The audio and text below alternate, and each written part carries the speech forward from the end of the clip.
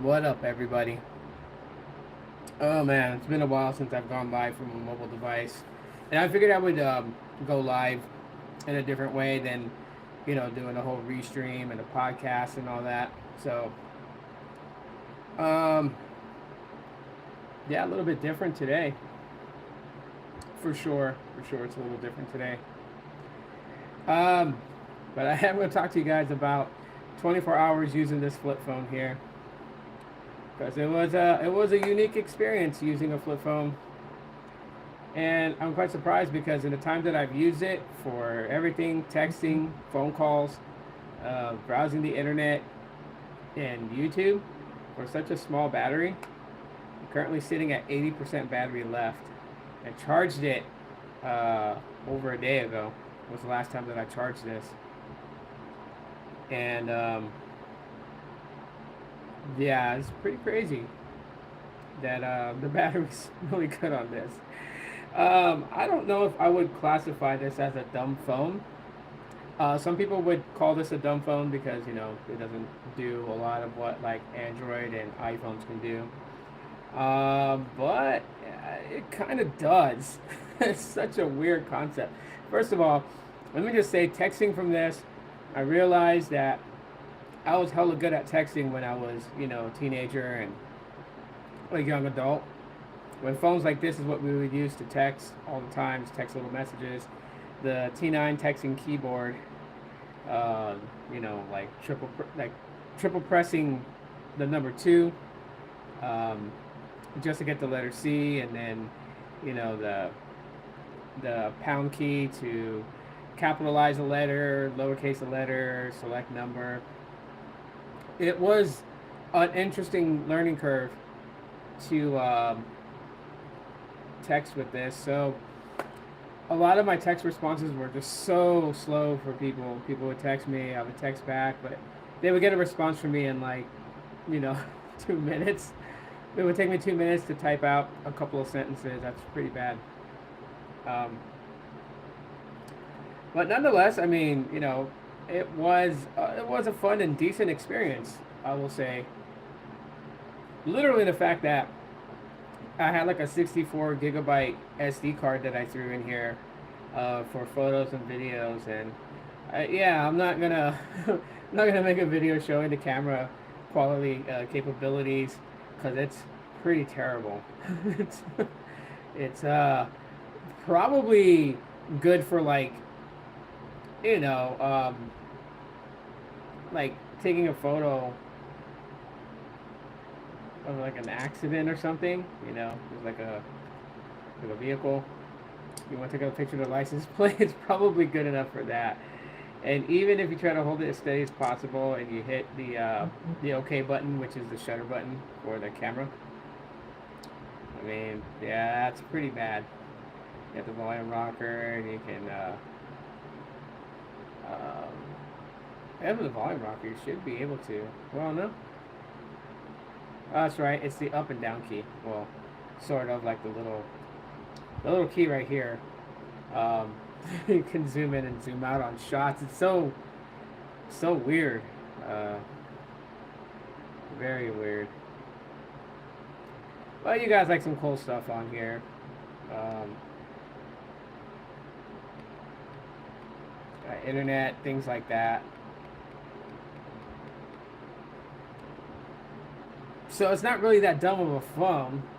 Kind of reminds me of feature phones. Do you guys remember those? Like the LG Rumor and all those phones, slide out QWERTY keyboard. Kind of reminds me of that experience, with the user interface being KaiOS, which it's just like a dumbed down version of like something that you would use for smart connectivity. So it's got like some smart connectivity there. It's got YouTube, but it just pretty much launches like the YouTube browser, but it's a WAP browser. Um, well, I'll launch YouTube, but it's got Wi-Fi. You can connect to Wi-Fi on here. So if you have like SIM service that's like limited data, then you can connect to Wi-Fi at home if you have Wi-Fi. But that's what I mean by it. Yeah, it's a WAP browser. style YouTube, so it's not even like the YouTube app. And like when you move with your directional pad, it's a mouse. This is like the craziest thing. It's a mouse. So um, very interesting and funny at the same time, I would say. Yeah, see, when you hit back, it tells you to hit back again to minimize browser. So it's like a shortcut. Just opens browser. You do get Google Maps though. Yeah, so you do get Google Maps. So you got mapping service on here, sort of. You have like the Google search, utility, games. I know when my son was using this phone, like he loved it more than using a smartphone, just for the types of games that he had on here that he was playing. So I let him use this for a while, and then I swapped and put my SIM in it a couple days ago, and was like using it as my secondary device, and yeah. Although it's still locked to T-Mobile, I tried putting in the Boost Mobile SIM card, and it wanted the SIM unlock code, which, BTech, was it BTech that sent me this phone? I think BTech sent me this phone. But, yeah, it wasn't SIM unlocked, so, yeah, still repurposed, still able to do things with it, still able to text, sort of, phone calls. Phone calls were actually really good on here. Phone calls were, like, really nice and loud. But I think, like, the one thing that I truly appreciate of this phone, honestly, is a removable battery. It's a removable battery. It's a tiny battery, but it's an all-day. It's a 2-day battery. It's a 2.5-day battery. And I shit you not, it's a 3-day battery. Okay? Well, I'm not watching YouTube and stuff on this. If I'm just using it for what it is, a flip phone, you know? You have to see I'm already starting to get into that habit of just, like, flipping it open, flipping it closed. Texting, light browsing, phone calls. It's a 3-day battery. It will go 3 days. I was surprised. It's got a headphone jack too, so if you want to load your SD card with music and plug some headphones into it, you're good to go there. I'm not sure. I know it has Wi-Fi. I don't know if it has Bluetooth. I didn't even really play with it enough to know that. So we'll find out. So you get cellular data net. Oh yeah, it does have Bluetooth, so you can pair Bluetooth earbuds to this if you want to. Wireless earbuds. I didn't do that. I barely listened to any music on it. Really, all I really used it for was just texting and calling. And since it's a T-Mobile phone, the only SIM that would work in there is my main SIM, which is Helium Mobile. So I put Helium Mobile in this flip phone and tested it out, and yeah, it was just fine. The only thing that sucked about it though was because it's KaiOS. It's not a form of Android, right? Like, I mean, I know there's some flip phones out there that run Android, and those would probably be the better fit because then you can install the Helium Mobile app. But I'm not sure if mapping would work right on that. I'm actually in the market looking for an Android flip phone, something a little bit more modern, so I can try that out. But yeah, you can't install the Helium mobile app, so like I had a whole 24 hours where I wasn't able to map at all whatsoever, and yeah, I lost a day of mapping, but that's okay. 1 day sacrifice just for to be able to like have this experience with the flip phone. Not bad at all whatsoever. Yeah. So, what do you guys want to talk about? There's like 5 of y'all in here. Only 1 like. Man, I must fucking suck. I must suck at this because 1 like and 5 people in here and nobody's posting a single chat. Like, or am I just not seeing it? Hang on, let's see. I haven't done this in a while. Let's do all messages. Crazy. Anyways, so big shout out to Sneed and his videos. He dropped a video on Total Wireless, which got me pretty interested. And so that's actually what I've been doing today. I've just been kind of thinking about my decisions on what I'm going to do. if I may end up just moving, all of us on the total wireless, I may do that. I mean, they got some deals going on right now. I know there's like a promotion that if you come from Mint or Metro, you can get, was it 2 lines for 15, something like that. I was just looking to see what it would cost me for 5 lines on total wireless, and it would be like 125 for 5 lines. But then, of course, because it would be a new account, total coming up to 129.96, and that's just for grabbing SIM cards for all the phone lines. 5 lines total for those that want to know. And I'm really, really considering it. And it's on the 5G Unlimited, so not the base 5G, but the mid plan. Where I can get 5 lines for 25. But the reason why I'm like kind of like really looking into it is if I decide to port the Metro phone line over to Total Wireless and get that deal. I also seen that I could get the $45 home internet plan for $27 as a promotional for moving over to Total Wireless for home internet, and it would price lock me for 5 years. So that got me really interested because of the network capacity that I'll be able to do on the Verizon home internet. Basically is what they're giving, and it being at $27 a month, all I gotta do is pay for the hardware, which is the gateway. Then I might as well do that and let my oldest son take over the Metro by T-Mobile home internet. Just merge my account into his, and that way he has internet service on that box with his account since he has Metro himself. And then he can hook up, his PC and his PlayStation 5 to it. Not have to worry about so many different IoTs connected to it. And then I was looking at the Verizon Home Internet router, and I saw that it does have an Ethernet port, so I can connect my PC directly to it without, instead of Wi-Fi access, Ethernet access would be better. With a hard line going right into the gateway and accessing that speeds. And then because it would just be my IoTs in my room connected to it, that there wouldn't be much stress on the data connection. And then the kids will have the home internet from Metro in their room and have all their stuff connected to it. I can upvote you on my television, but for whatever reason on the YouTube app, it's not letting me. Whoa, wow.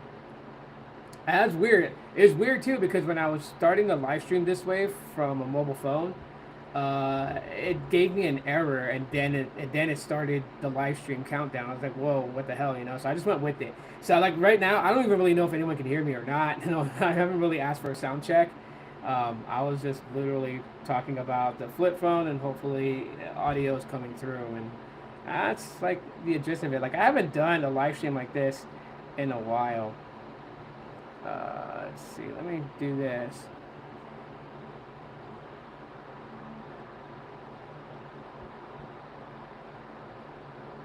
Start a poll.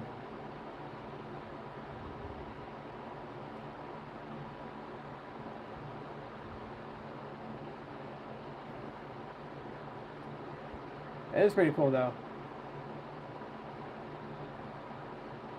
Okay. Let's see if that works. Hopefully I typed that out correctly. But I'll leave that there. You guys can vote on it.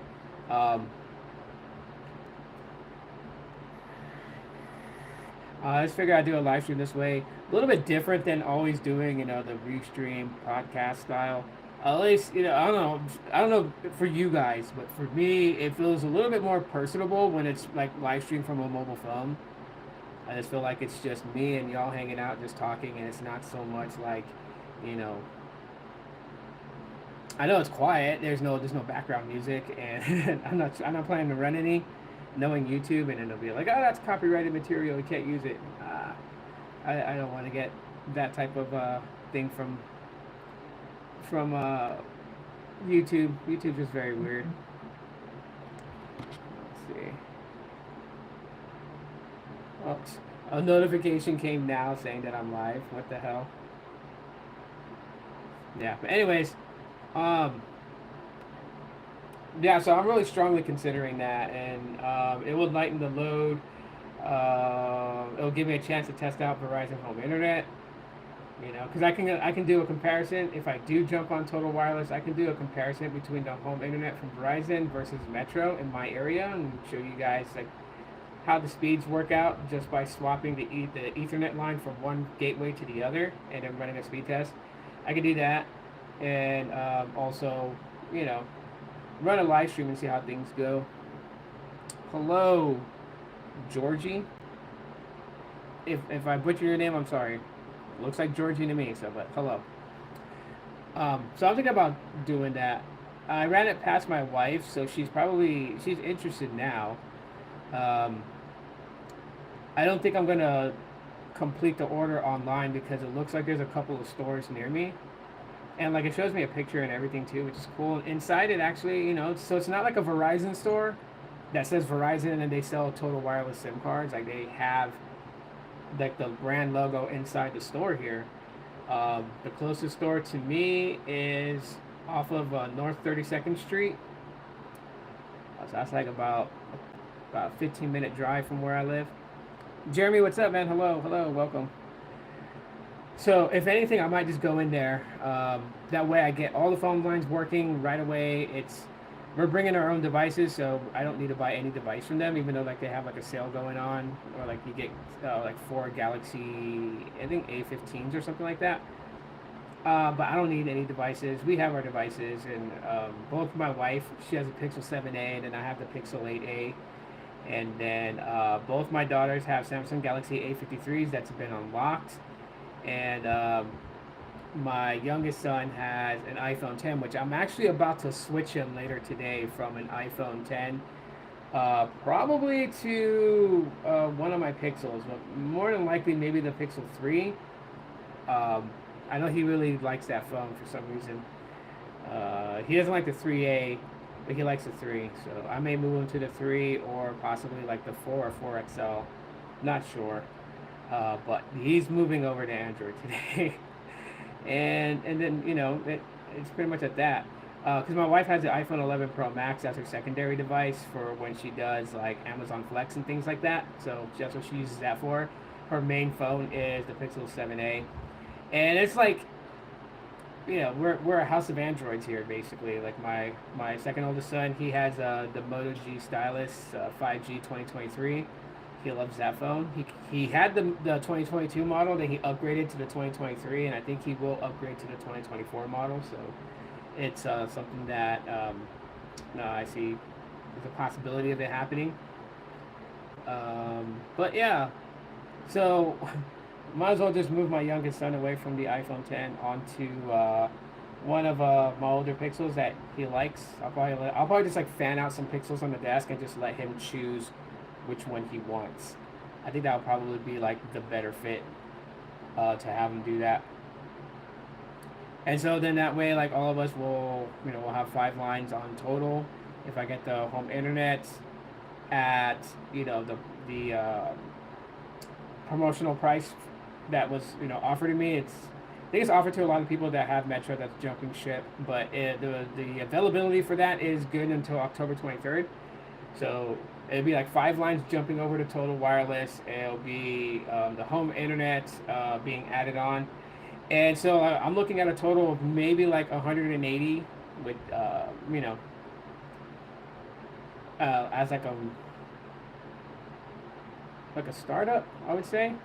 Like no, because I have to pay for the gateway. So I'm probably looking maybe like 200, 250, something like that to start up, which is not bad to start up on total.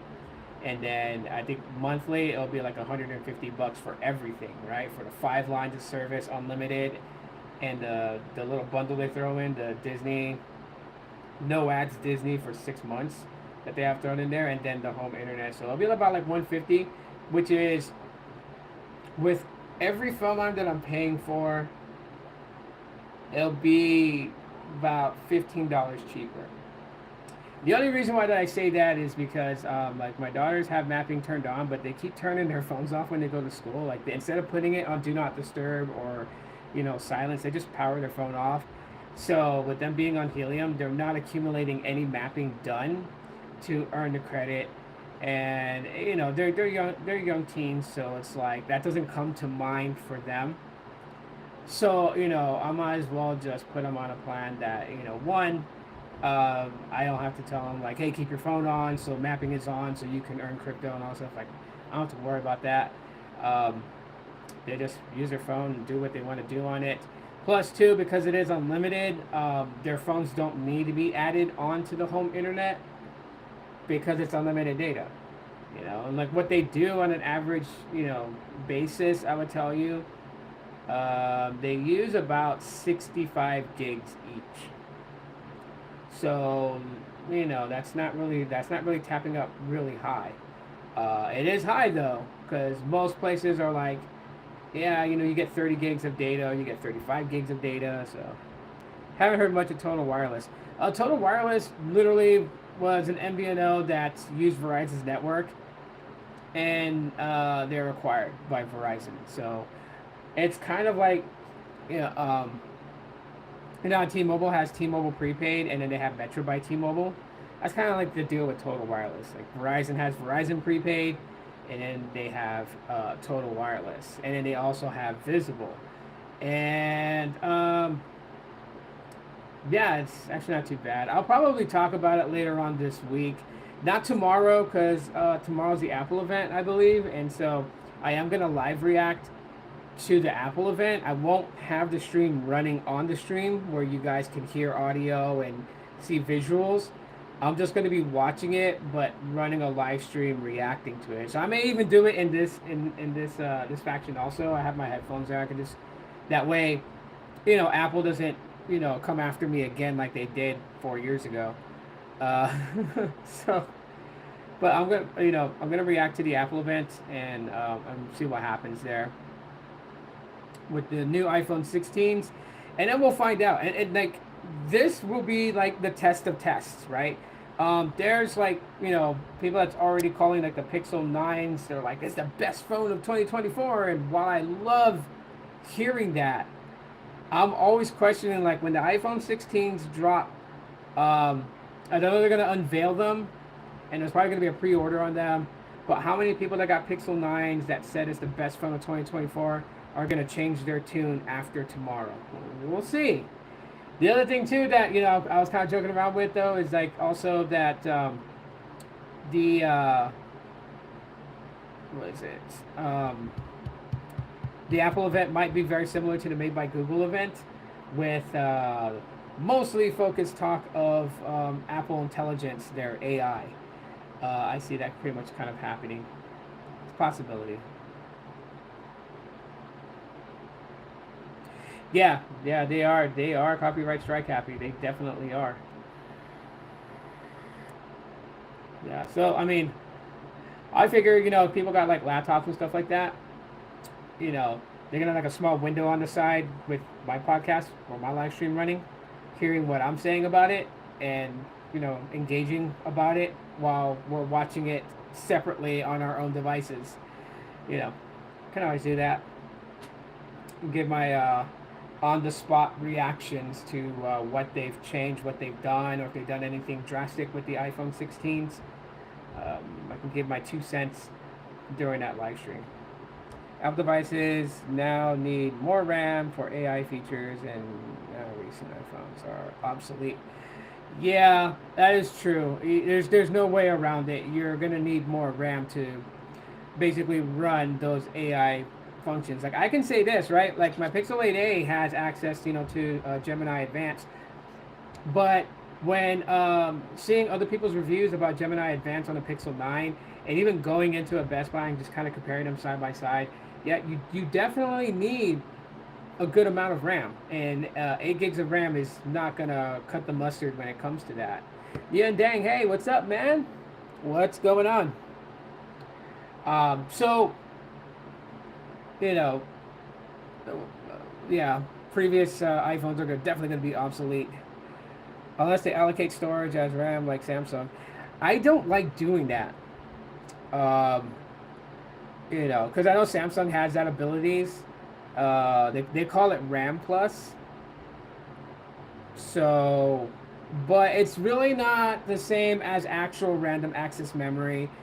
and it does cause the phone to bog down heavily. Like, I ran a test on the Galaxy A53, which does decently okay. I mean, the test probably would have been better with, like, say, a Galaxy S22 or even an S21 over a A53, because the A53 has the Exynos 1280 chip, and I feel like the Exynos chips are just a step above MediaTek, but well below Qualcomm and well below Tensor. But with RAM Plus on, the whole phone just got really bogged down.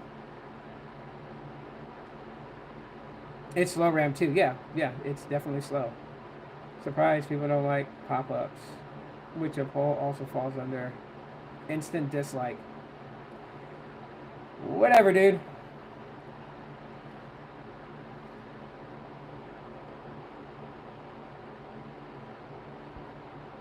Let's see. Or I can just do that, and then you don't ever have to worry about being on here.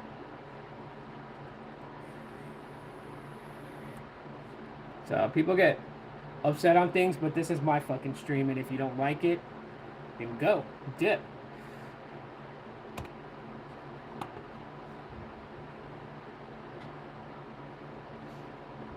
Now, to me, that type of thing is, it's like condescending. It's like you put yourself on this high ass pedestal. Like, I appreciate people that come and watch my live streams. I appreciate people that comment and have conversations with me. But you could have just disliked the video and dipped. But the fact that you felt yourself to be that important to jump on and say that pop-ups bother you, because you say it vaguely like everybody hates pop-ups, but you can't speak for everybody. And you go instant dislike like I'm supposed to cry in the corner or something. Like, what the fuck, Bro, you didn't have to give anything. You did not have to give anything. I appreciate it. I really do, but you don't have to give anything. I don't ever expect anything like that. You just being here and just chatting with me is like the best that you can do, honestly. Because it's fun to be able to just like kind of talk. And in this setting where it's done on my mobile phone, it's just feels more personable to me in that context. Than jumping on restream, setting up my mic, my headphones, setting up all the flash and panache, just hanging out on a live and just talking. Honestly, I feel like that YouTube should start, and this is just an idea for me, for content creators, but so like there's various different things, right? Like TikTok, on live streams you can earn, right?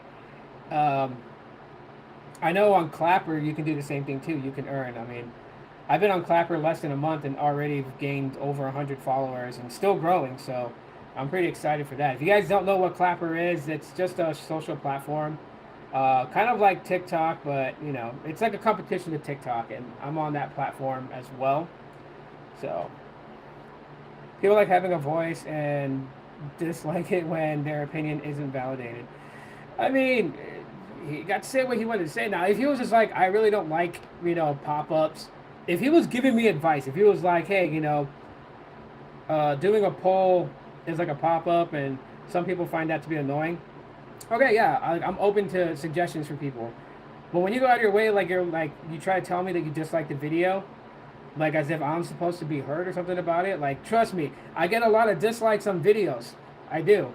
Like, if I look at my YouTube analytics, like, they're always like anywhere between 89% to 95%, because there's always like maybe like 13 likes and maybe one dislike.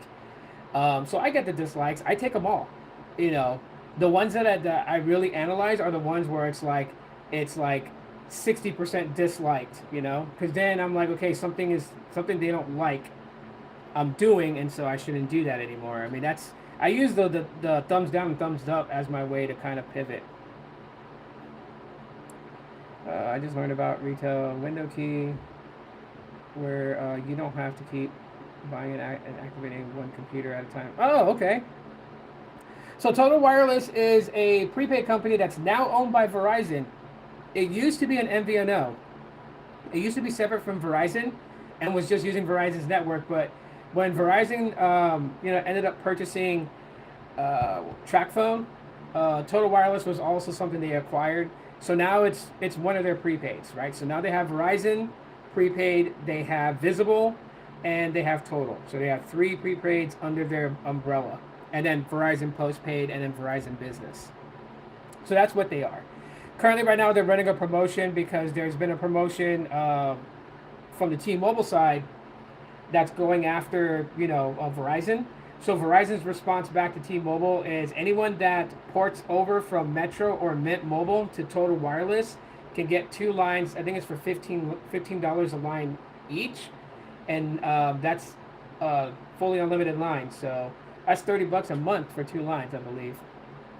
So it's not bad. What's Total Wireless's strong points?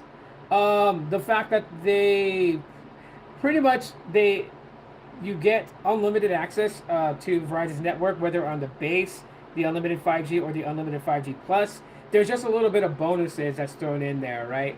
So like if you're like comparing Visible $45 plan to Total by Verizon or Total Wireless, they used to call it Total by Verizon. They went back to calling it Total Wireless, but like with them, like they have like the little bundle stuff. Like you can get Disney for 6 months. The no ads version, so the more premium version of it, you get it on them for 6 months. Hold on, I'll tell you what they are. Let me go back to the plans. I don't even know why I'm over there like trying to explain it off the top of my head when I was reading it. Yeah, so they have 3 plans. The base plan is $40 a month. It's unlimited data, 5 gigabytes hotspots. Get $200 on your next 5G phone after 12 monthly payments with Total Rewards. So after 1 year, you can get $200 off a 5G phone. Calling to 85 plus destinations and texting to 200 plus destinations and roaming in Canada and Mexico. And then you got Total Spam Filter. So that's just their base plan. Then the next plan up from that is Total 5G Unlimited, which is $50 a month.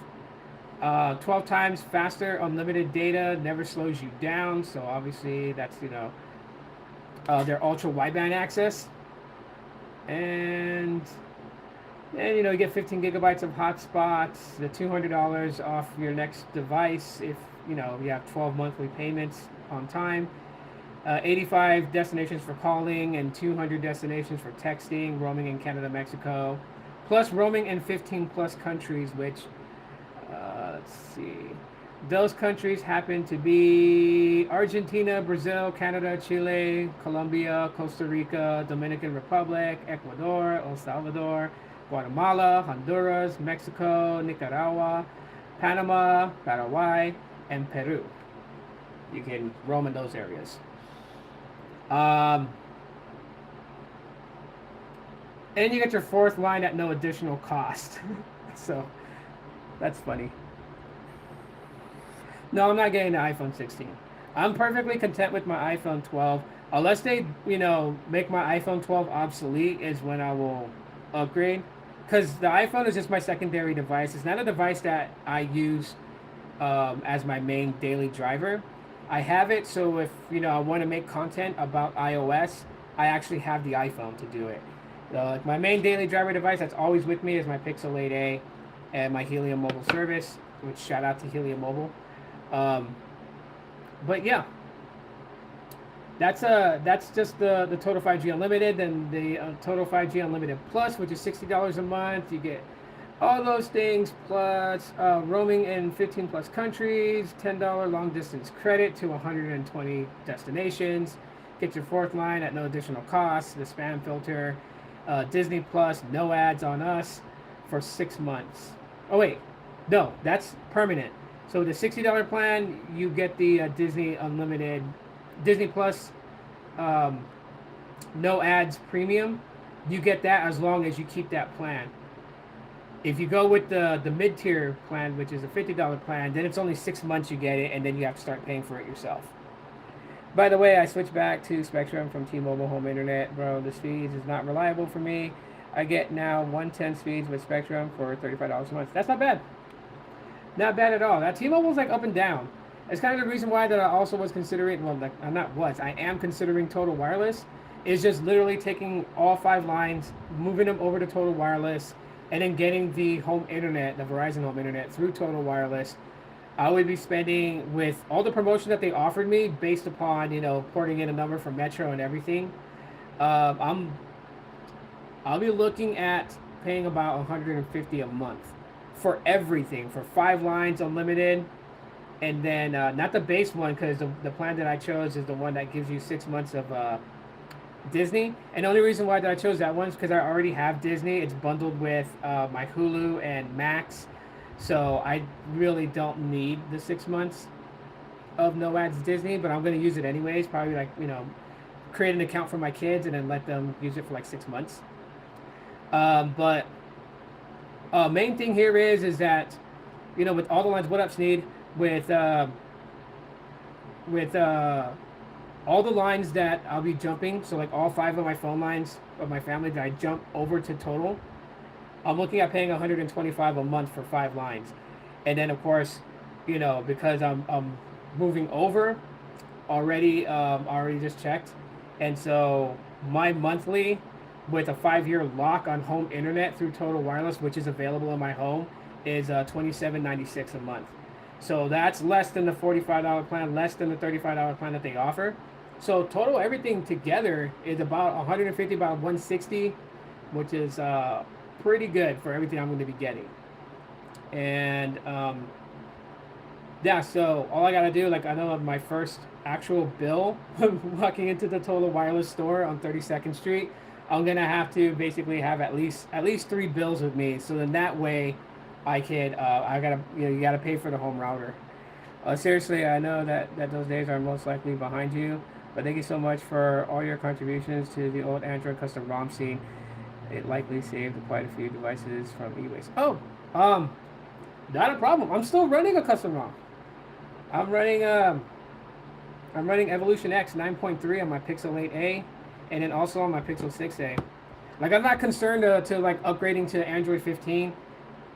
I know the guys at EvoX, like, I send them DMs and chat with them, and I know they're already working on Android 15. So eventually, Evolution X will have an Android 15 launch. Once that's available, then I'm gonna dirty flash it on my Pixel 8a. I like keeping the customizations and the controls, especially some of the hidden controls that you have. I don't know if you checked out my recent video I dropped. It's a pretty long video, but I go through the entire, like, customization of EvoX 9.3. You might want to check that video out. And then of course, like, their website in itself, you know, they don't just do Pixels, but like Samsung Galaxy S24s, you know, various different devices. They go as far back as the Pixel 4 actually. My Pixel 4 is on EvoX 9.3, so it is running Android 14 on my Pixel 4, and I love the experience on this, especially with Gemini and using the squeeze, the Active Edge squeeze for you know, getting Gemini up. So yeah, Android 15 was supposed to launch with Pixel. No, it wasn't supposed to launch with Pixel 9. So let me clear that real quick. Android 15 was never meant to launch with the Pixel 9. What Google has learned from, especially with the launch of the Pixel 6, is that it is better to have your next operating system be more polished and more optimized, and then load it into your latest device, than to try and rush. Putting a half-baked OS into your latest flagship is detrimental. And so rather than putting Android 15, which is, you know, I mean, yes, we're very close to it being done. At this point, it's just minor bugs that the beta program is still functioning on. It's not like any major bug changes that needs to be fixed or anything like that. But they still want to make sure that Android 15 is optimized and smooth before releasing it to the Pixel 9. So the Pixel 6, one of the biggest flops with that, where it really wasn't so much the hardware, it wasn't so much, you know, TensorFlow or any of that. It was the fact that it was rushed Android 12 onto it, and it was just terrible. I love my iPhone as well. It just works better than Android. I have an iPhone SE 3. Does Android 15 count as the first OS update for the Pixel 9 series? I believe so. So that's the only downside. So yes, it would be Android 21 that the Pixel 9 goes up to. Roughly about. But they can always change that. As far as I know, they stated that Android 15 was like the first OS update. So I rocked my Galaxy, still on Lineage 18 all the way until AT&T killed 3G. Then I got my S23. It still is carried as my MP3 player with a. Oh, okay, so you basically repurposed your Galaxy S3. You repurpose it as. Did you know? I don't know. Look, you guys be honest with me. Did you guys know there was actually a Galaxy player? This was a rival to what was it? What the hell is it? iPods? This was the Galaxy player was a rival to iPods. What up, Gene? Welcome in.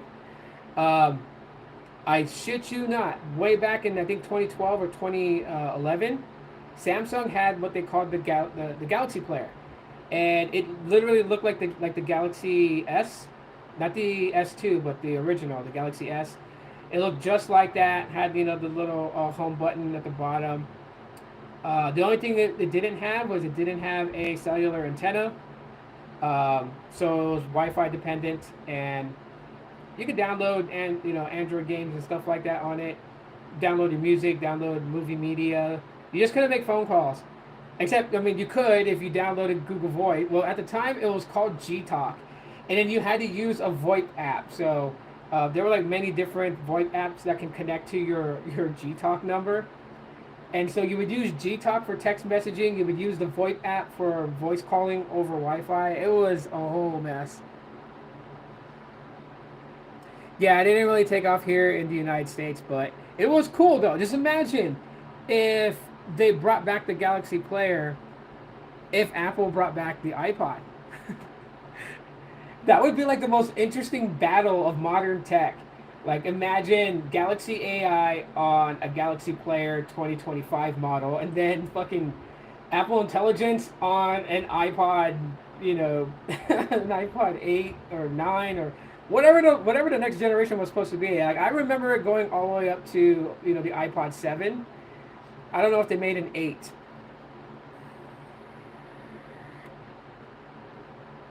You learned how to fix the 5th generation iPod?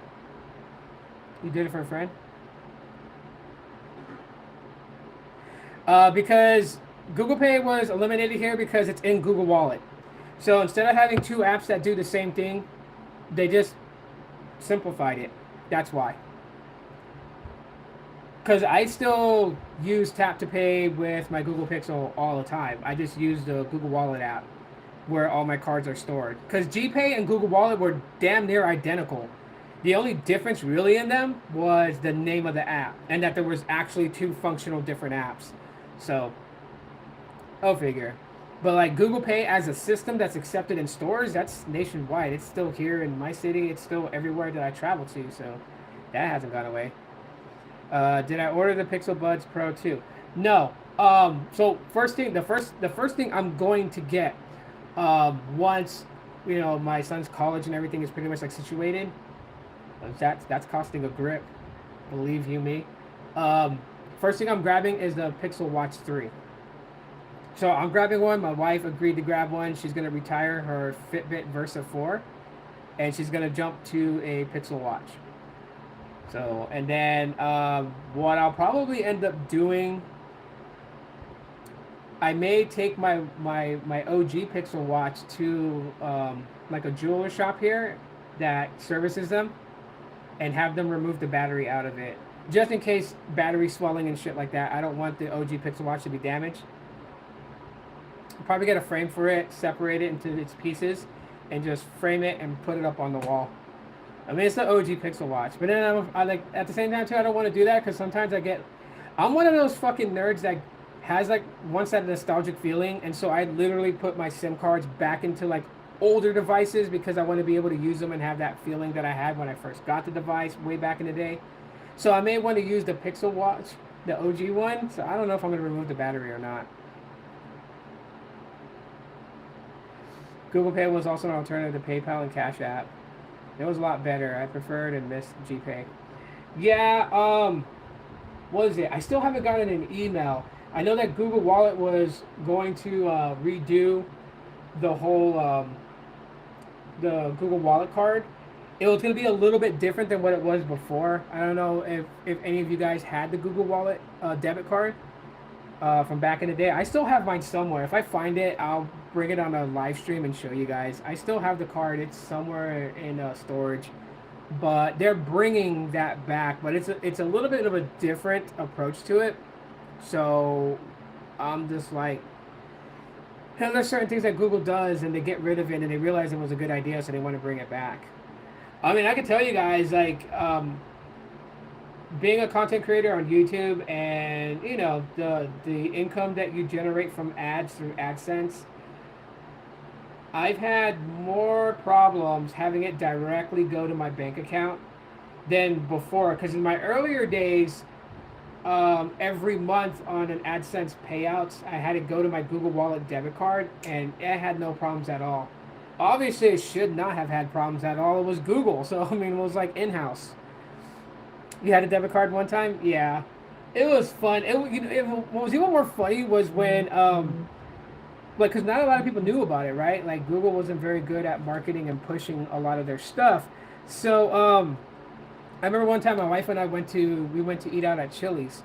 We just had like a little lunch date together, and then I paid for lunch with my Google Wallet debit card. The guy just like kept looking at it weird, and I saw him go up to like the restaurant manager on shift, and they were looking at my card. They were flipping it around and flipping it around, and then they went ahead and ran it, and I got the charge. And then the guy came back and he's like, "Oh, do you work for Google?" I'm like, "No, no, no, no. This is like a like almost like a prepaid debit card." I was like, you can sign up. You get the Google Wallet app downloaded. You can create that account, and then you can request for a physical debit card, and they'll mail you one." And he's like, "Oh," and so I showed him the app and everything without showing my personal information. So it was cool. They're bringing that back. That'll be interesting to see that come back.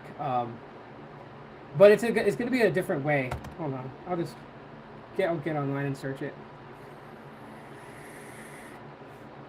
I mean, normally if I was like on my PC live streaming, I could just screen share it. But I mean, you can screen share from the phone, but I don't want to like go through all that mess and risk killing the live stream until I'm ready. But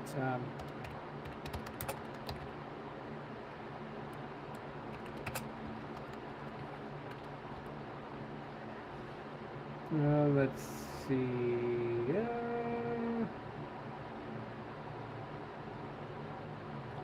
No, I don't want to learn how to add.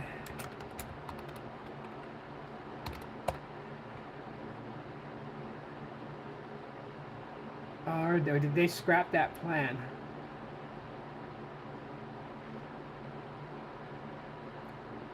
They may have scrapped it, because it was last year where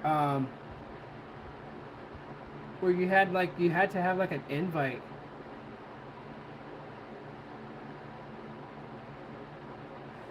Well, let's see if I can find the email.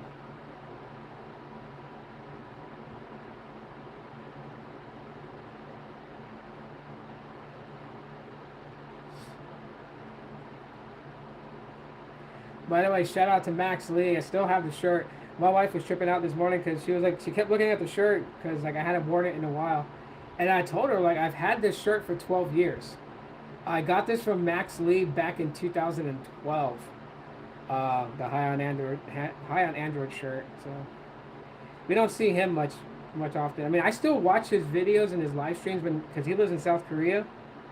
Kind of miss his tech talk, but he doesn't really talk about tech like that. He talks about his electric scooters, electric skateboards, those things, and life in South Korea. Is mostly what he's talking about. In case any of you guys are ever subscribed to Max Lee, High on Android, that's what he's been up to. He's doing those types of videos. What was I looking for? Yeah, Google Wallet. But yeah, I miss his tech videos. Do I watch Casey Neistat? Every now and then. I'm subscribed to his channel. Yeah, every now and then I watch his videos. I think so like the creators that I'm most avidly watching today, a list of creators that I watch is I watch BTech, like some BTech reviews. I watch Sneed Mobile Tech, Carlos S Tech. I watch Kevin Breeze, um, Simply Your Device, Painfully Honest Tech. Who else? Team VRI, or Team VRI. Alter Tech when he drops a video every now and then. And who else? That I can name off my head. Upwards. I don't know if any of you guys ever watched a YouTuber named Upwards. I love his content. He always does. He inspired me to do the day in the life videos. If you guys didn't know, that's what kind of like made me want to try making like a day in the life with the Pixel 8, a day in the life with the iPhone 12, which actually fucking did pretty good. Even though like I don't have his editing skills, my videos actually did pretty good than what I normally get. Normally I get like 150 views. On some of those videos that I did a day in the life of, they got over 1,000 views. But I started to notice a decline in those views, but that's only because it's only so many times you can do them. So I kind of backed off, and I'm waiting for a while before I redo them again. So yes, they'll come back where I do a day in the life of the Pixel 6a and see how it's doing like at the end of 2024. But I know that people like those videos, and it brought more views to my channel. It brought new subscribers to the channel, and so, but his channel name is Upwards. So pretty cool dude. I think he lives in Australia. He's an Asian guy. I'm pretty sure he's Chinese, judging by his accent and like his eyes. Yes, you could tell the difference between Asians by like the shape of their eye and their accents and how they speak. What's his name? The comedian that's Filipino, Joe Coy, who's a Filipino comedian. He pretty much lays it out, and he could do that. It's not considered bad for him to do it because, I mean, well, Filipinos are kind of considered Asians, kind of. But anyways, yeah, so. Yeah, I don't want to add anything right now. Where is the thingy? Go here, let's add a payment card.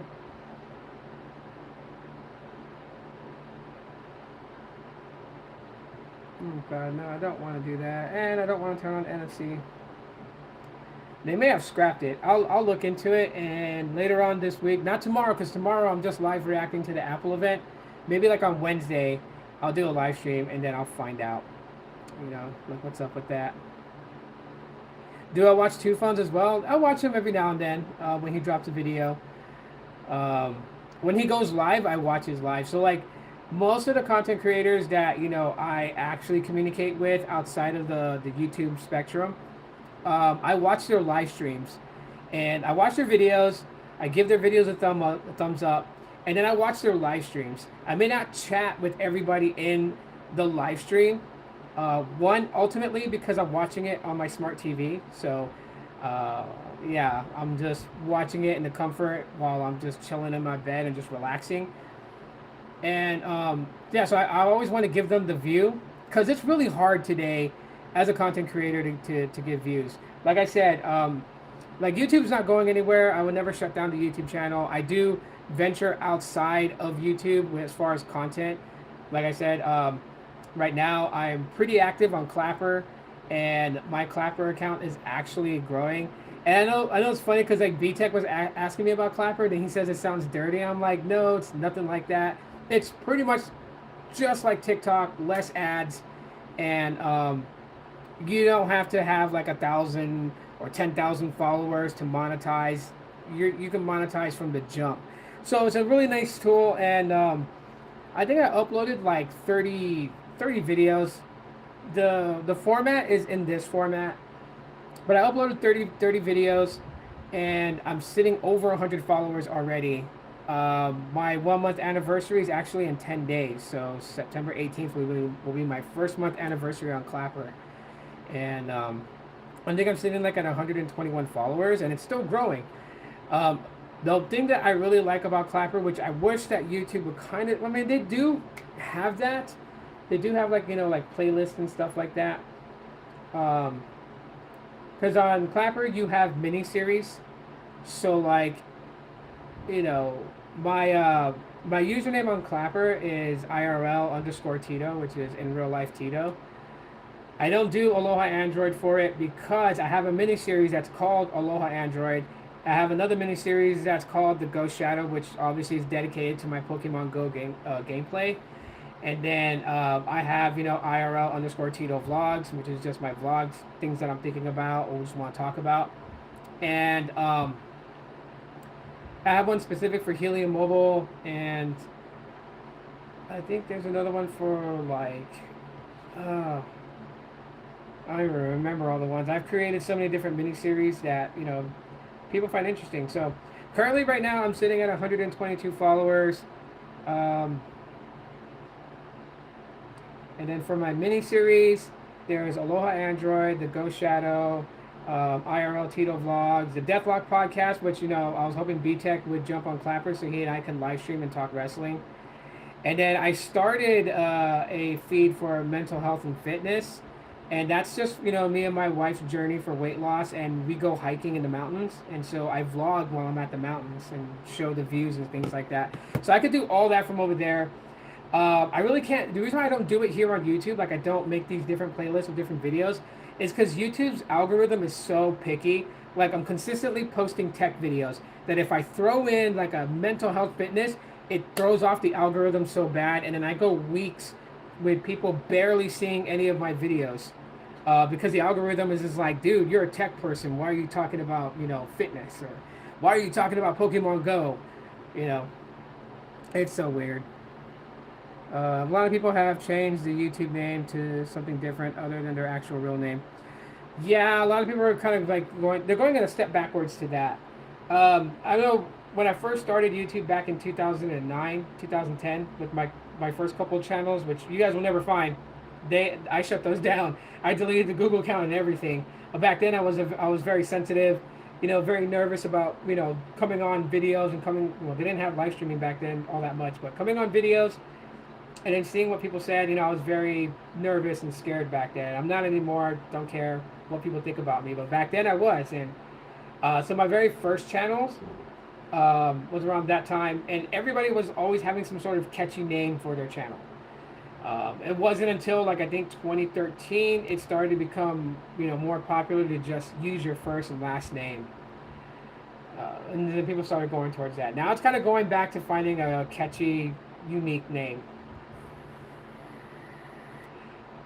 But yeah, YouTube's algorithm just wants you to do exactly what you've always been doing. They don't want you changing up anything. So like that's why I've discovered this. Why my channel grows so slowly is because every now and then I would change something up.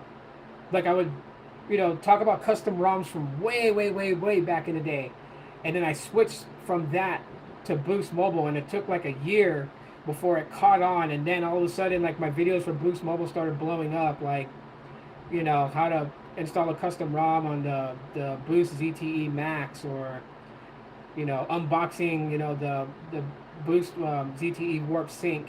Like those started to blow up. And then I did Virgin Mobile first. So I was on Virgin Mobile first. I switched over to Boost Mobile, started doing those reviews, switched away from that, and started really just kind of focusing on like Google Fi, Boost Mobile, various different smartphone devices like the LG Stylo series, the Moto G series, and then progressed into when I got my first Pixel, the Pixel 3, and from then it's just been like coverage on Google Pixels. And so the algorithm can't catch up to as fast as I change, which I find it to be one of the biggest hindrances of YouTube, is because it's like people change, people find a different interest, or their interest they started with ends up sprouting and becomes more.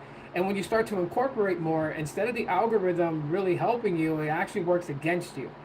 There is even a point where people were just like, if you consistently upload videos every day of the week, and you do like maybe 2 live streams a week, and then you upload out of nowhere, you upload a YouTube Shorts, the algorithm doesn't know where to send the shorts for people to find it and view it. So it's just, it messes with your viewership. And I really wish that YouTube would fix that. That's something I feel like that YouTube would fix. I subscribe and watch Roberto Blake, who is, phenomenal at breaking down YouTube and everything for people like me, who's, pretty dunce when it comes to being a content creator. Like, I just do what I do. Like, I don't, try to be an influencer. I don't try to be any of that shit. That's not. I just get on here and talk. That's all I do. But Roberto Blake put it in perspective, like, how channels function and grow and all that other shit. And so it's like, okay, while I'm not doing half bad. Um, yeah. So, I've been live for a whole hour. I'm actually gonna let you guys go, but before I let you guys go, if you've seen The Crow, the original 1994 film starring Brandon Lee, I advise you to wait for the retelling movie, The Crow 2024. Wait till that comes to a streaming service so that way you don't have to pay cash for it. Because I will tell you guys right now, and I am going to do a review because I've seen it. I'm going to do a review on my second channel about it. And it was horrible. Whether comparing it to the 1994 version, it was completely stupid. And even just judging on its own merit, not comparing it to the 1994 version and not comparing it to the comics that I grew up reading from James O'Barr, it was still stupid. So, my advice to you guys, life hack, whatever the young generation, I feel like an old geezer now. and I wear that badge proudly. 42 years old and still kicking. But a little life hack for you guys. Don't waste your money on buying tickets to The Crow. Action sequences in the movie were okay. There wasn't enough of them. The story didn't feel cohesive. They changed the aspects for it. And if you were a big fan of The Crow from 1994 and you were like, I wonder who's Top Dollar, I wonder who's T-Bird and Tintin and Funny Boy and Skank, they're not in the movie. They're not in the movie. They call it a retelling. It didn't retell shit. It followed nothing of the comic at all. And that's the most that I would tell anybody. So don't waste your money on it. Be on the lookout on my second channel, which is IRL_Tito. If you guys follow that second channel, we're at 88, I think. Or I might have lost subscribers because I haven't posted anything on that channel in a while. So we're probably at 86. But yeah, I'm actually going to be doing a movie review on The Crow. I'm actually waiting also because Beetlejuice. I kind of want to do like a movie review and discuss both movies. Did Beetlejuice do better than The Crow or what? I think Beetlejuice did better because obviously it's Michael Keaton, but I'm trying to stay away from all the dirt sheets because I don't want anything given away to me. So we'll see. We just turned 55. 55 years old 2 days ago. Happy belated birthday, Gene. You don't look 55. Honestly, I would tell you this, Gene. If I was to guess your age, if you didn't tell me what your age was and I was to guess it, I honestly figured you were like 45 or less. Like, I figured you were around my age. Maybe like 3 to 4 years older than me. So that means you're doing something right. Keep doing those walks in the park where you go live and you walk around your park and like you show stuff. Keep doing those. Obviously, it's helping. Right? You gotta stay fit. You gotta be active. This is coming from somebody who damn near lost his life from complications with diabetes. No, I'm not gonna go into detail about that, but I will tell you guys that I have a whole different outlook on life. I've had a whole different outlook on life for the last 4 years. And I will tell you guys, it hurts at first to try and get up and move. But if you really put your mind to it, you really focus and like push, it'll get better. I've regained some of my mobility back that I've had when I was in my early 30s. So I can't complain. But I will let you guys go. I appreciate you guys for coming in. I will try to do more of these types of live streams every now and then. So it's a little more personable, like we're just chilling and hanging out. But I appreciate you guys for jumping in. I appreciate you guys for the likes. Got 5 likes on this, so that's nice. I'm going to end the poll right now really fast and see what it is. 78% said yes. 21% said no. There was 19 votes done on that. Well, it looks like most of you guys are leaning towards yes, jump to total wireless, and so it's probably going to be the move here in the next couple of weeks, for sure. Just because the deal is phenomenal, and the deal for the home internet for me is good until October 23rd, so I have time. Anyways, enjoy the rest of your Sunday. I love you guys very much. Yeah, I'll talk to you guys later.